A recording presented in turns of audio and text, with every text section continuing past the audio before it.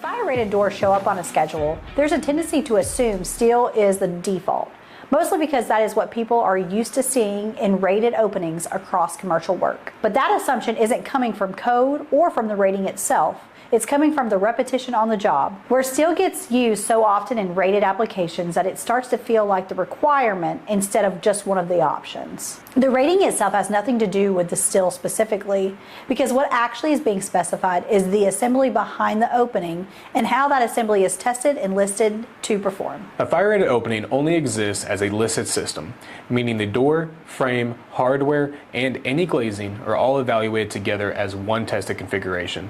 Different materials can exist inside it as long as they fall within the listing.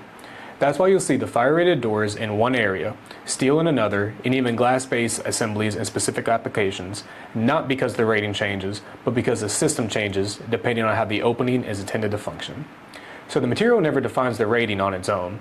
It's always a result of the assembly that was selected to meet the requirements. Steel tends to show up in a lot of rated openings simply because of how those spaces are used in real buildings. Corridors, stairwells, mechanical rooms, service areas, high traffic paths. These environments are where the door is going to take repeated impact, where alignment and durability matter long after install, and where standardization across a project makes coordination easier. In those conditions, steel isn't being selected because it meets a fire rating. It's being selected because it already fits the performance expectations of the space, while also working cleanly with common rated assemblies. Wood shows up in different sets of conditions where the opening is still rated, but the priorities shift towards final appearance and interior experience. That's where you see office corridors, schools, healthcare interiors, hospitality, and conference rooms, spaces where the door is a part of an environment people are actively using and seeing every day. So the opening has to meet the fire requirements without disrupting the architectural intent. Both wood and steel work in rated applications because the rating is not material dependent,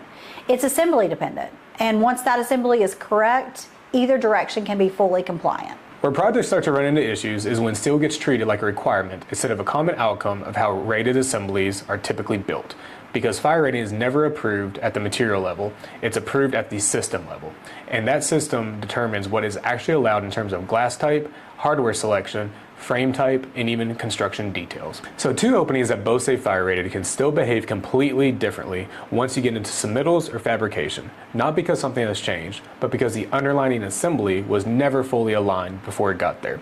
That's where most of the friction shows up in real projects. So instead of asking whether a fire rated door has to be steel, the more accurate way to approach this is to look at what assembly is actually specified for that opening and how that assembly is intended to perform in the space it's going into.